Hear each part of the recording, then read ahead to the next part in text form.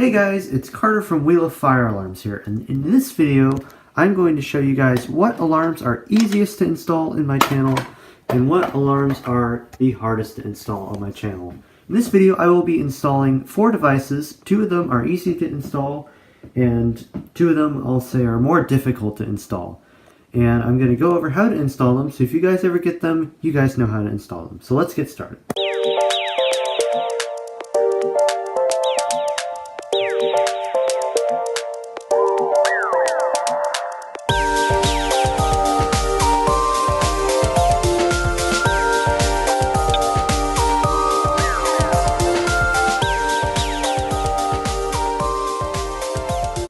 Alright, so the first device we're going to install today is the Spectre Alert Advance. This is by far the easiest device to install in my collection.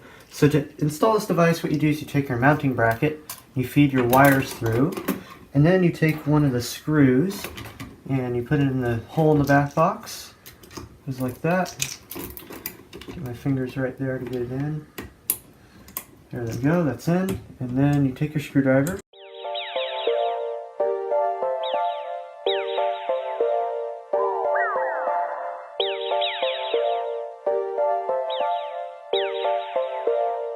Alright, next what you do is you want to feed your wires into the terminals, into here. So you're going to stick your wire underneath the terminal and then tighten it up. And we'll get this nice and clean there. Stick that in. Tighten that real good. Want to make sure these are nice and tight so the things don't fall out. And then this is the really simple part. What you do is you take your Advance, and you'll notice there's some prongs on the back. This is your Candela select, so you can select how bright the strobe is here. This is how horn, you can adjust the horn too. But to install the Advance, what you do is you push down on the top like that and just bang it in. And then you take the little screw at the bottom, stick your screwdriver in, tighten it about 3 turns, and your Advance is installed. There you go. Okay, and for the second device, what we're going to be installing today is the Gentex Commander 3. This is probably the second most easiest alarm to install. It installs pretty similar to the Spectre Alert Advance. So what you do is you feed your wires through, just like the Spectre Alert Advance we did a little while ago.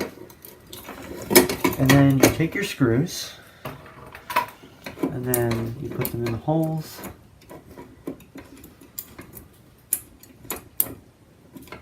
And we take our screwdriver.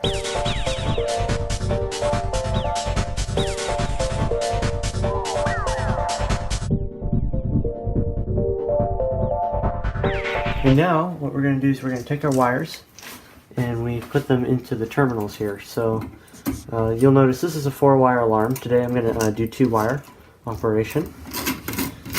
You just put them in the terminals like that. Simple enough.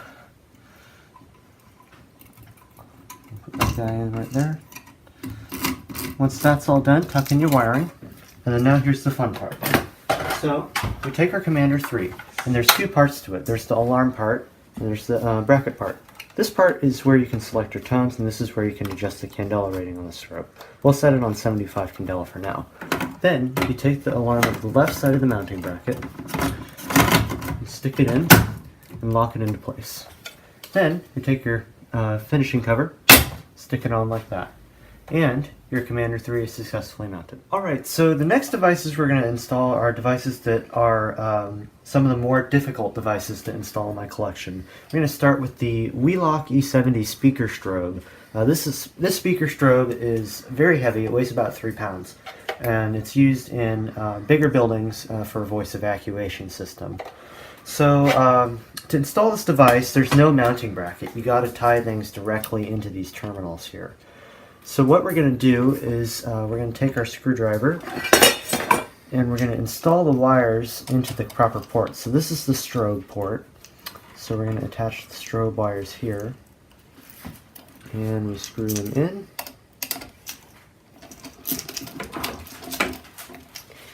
And it comes out. Let's try that again. And we screw it in.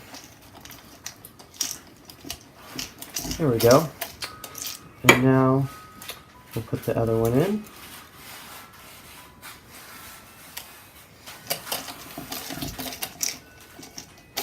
And now what we can do is we notice there's 4 terminals. So this is the communication terminal. This is for the voice evacuation panel to pump sound into the device.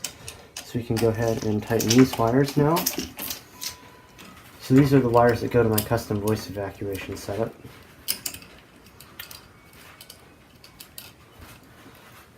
One of the more difficult things is holding the wires in while you screw the device in. There we go. And now here comes the tricky part. You have to grab your screws. So I have to be very careful and leave the device hanging for a minute while I grab the screws. I put one on top of the pull station. So now you gotta stuff all the wires in while getting the big speaker back in as well.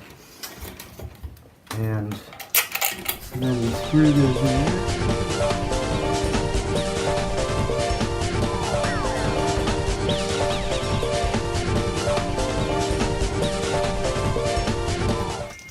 There we go. And the next part is the little trim plate that goes over the speaker.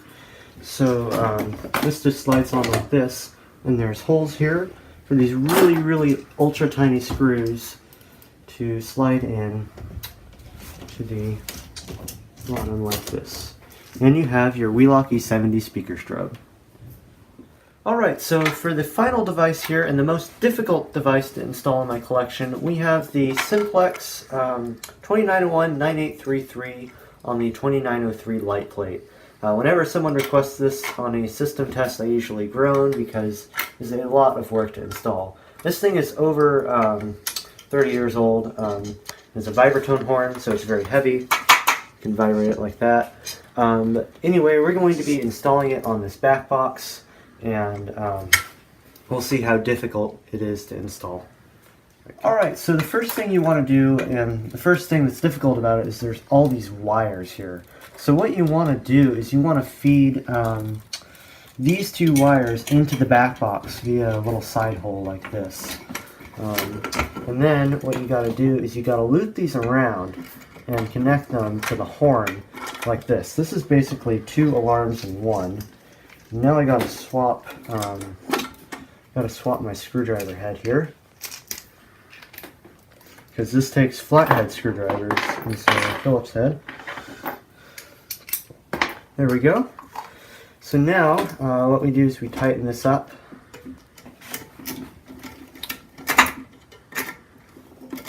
And we do the same for the other one here. There we go. Maybe loosen that a little bit. There we go.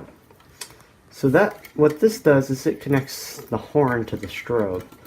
So that way when the horn gets power, the strobe will get power as well. Which is an interesting design for this alarm. And I'm having serious difficulty with the port here. There we go. And so now what you do is you do your wiring. So this goes into one of the ports here.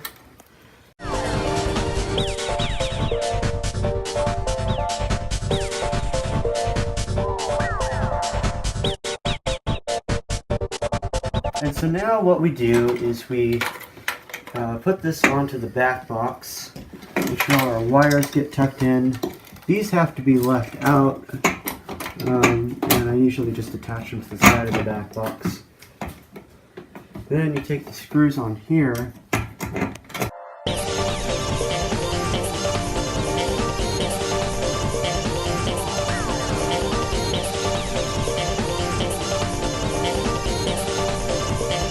And there you go, you've officially installed the 2901-9833 on the 2903 light plate. Well guys, thank you so much for watching. I hope you guys enjoyed. Like the video, leave comments, and of course, subscribe to the channel.